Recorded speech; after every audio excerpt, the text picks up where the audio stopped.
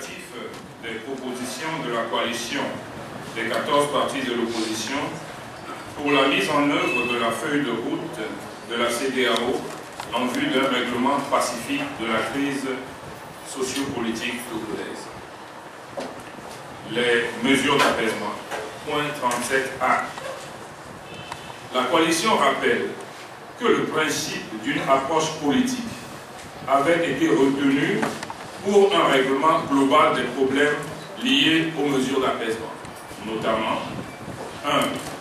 La libération de tous les prisonniers politiques, y compris les militants des organisations de la société civile, l'arrêt de toutes les poursuites judiciaires en cours contre les responsables de l'opposition.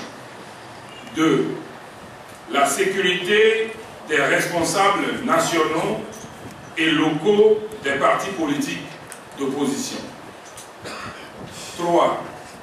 La levée de l'état de siège de fait dans les villes où prévaut cette situation et le respect scrupuleux des droits de l'homme et des libertés publiques sur toute l'étendue du territoire national, notamment le droit constitutionnel de manifester. 4. Le retour en toute sécurité des réfugiés et des déplacés, notamment le président du PMP, M. Tipi Achadam. Le second point, la révision intégrale du fichier électoral. Point 37D.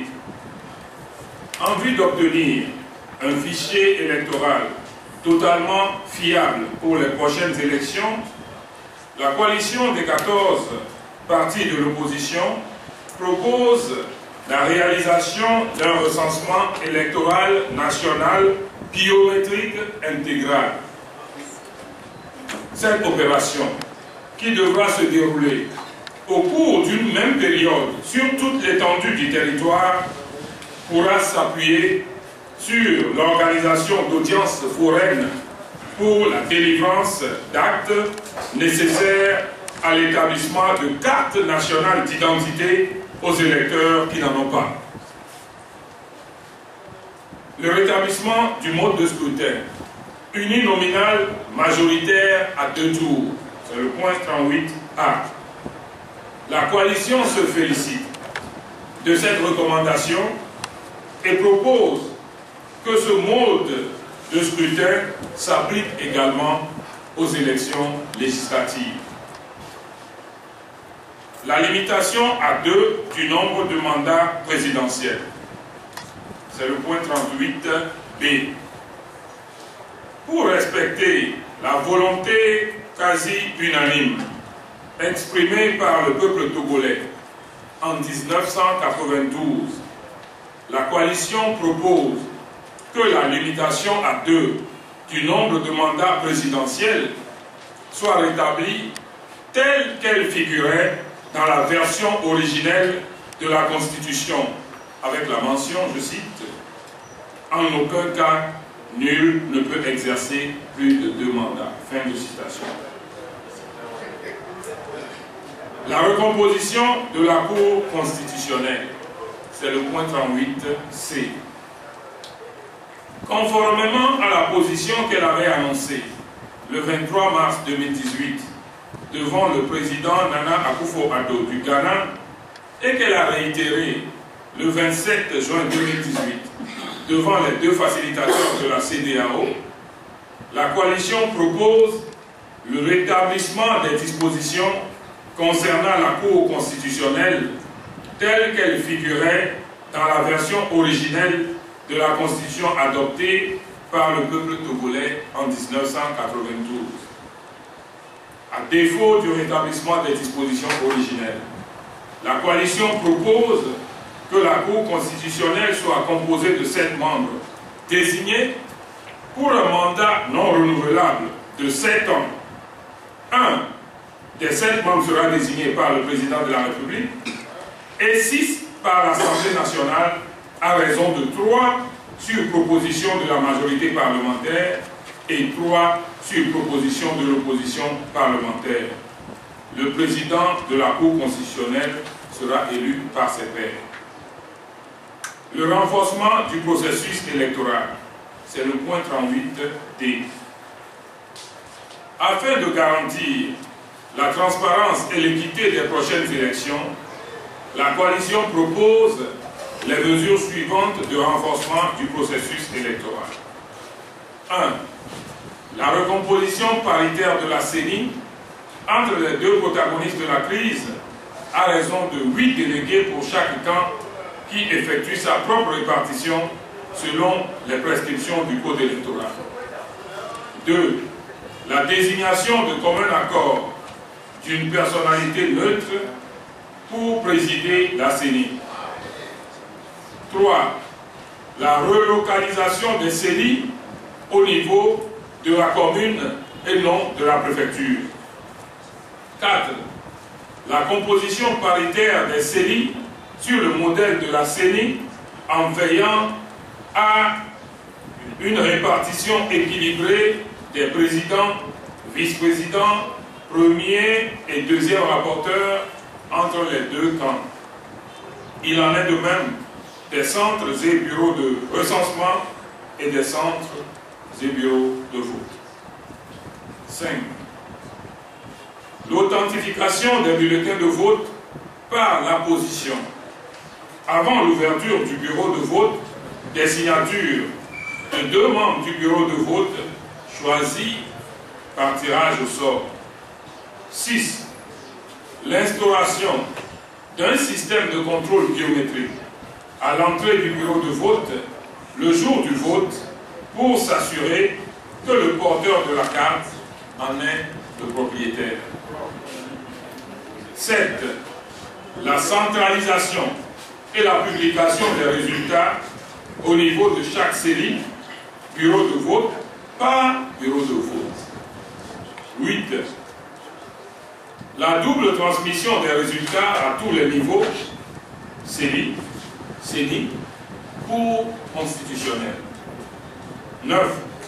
La présence d'un délégué de la Cour constitutionnelle dans chaque bureau de vote. Il reçoit une copie du PV et le transmet à la Cour constitutionnelle pour confirmation. 10. La révision de tous les délais légaux du processus électoral pour respecter les normes internationalement reconnues en la matière. Ces délais concernent, premier tiret, la gestion des contentieux d'inscription sur les listes électorales.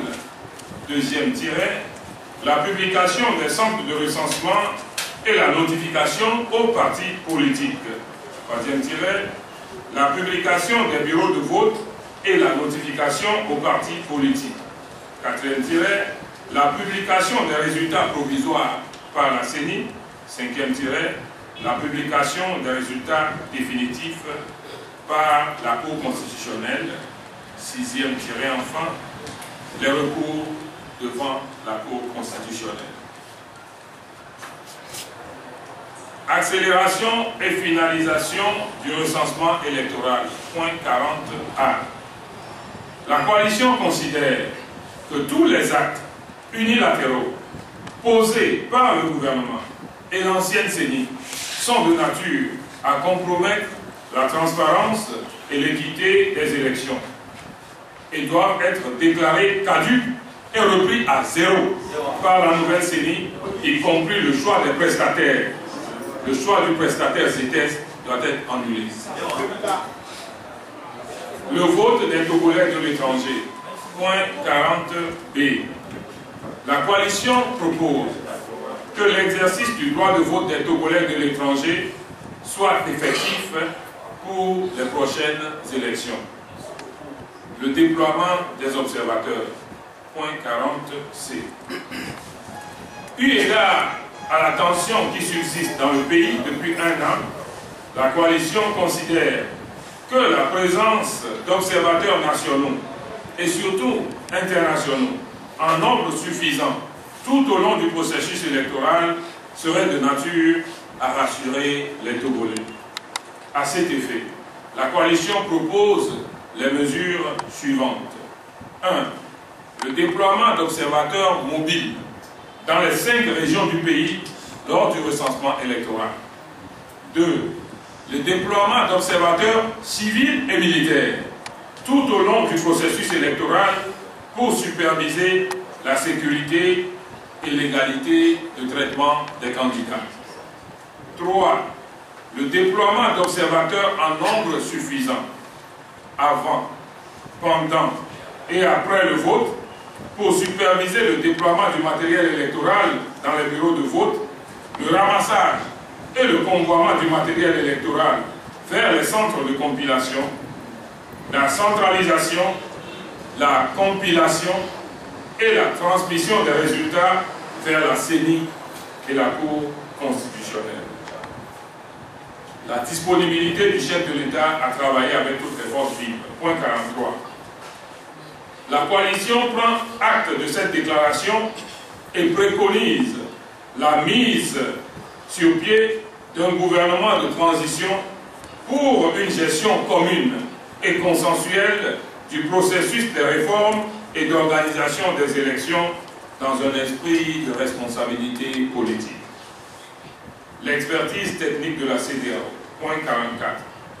La coalition se réjouit de la disponibilité de la CEDEAO à offrir son assistance technique au Togo dans l'organisation et le déroulement du processus électoral et propose que d'autres expertises provenant de la communauté internationale, notamment l'Union européenne, les Nations unies, etc., puissent être sollicitées par la CEDEAO pour renforcer son appui technique au processus.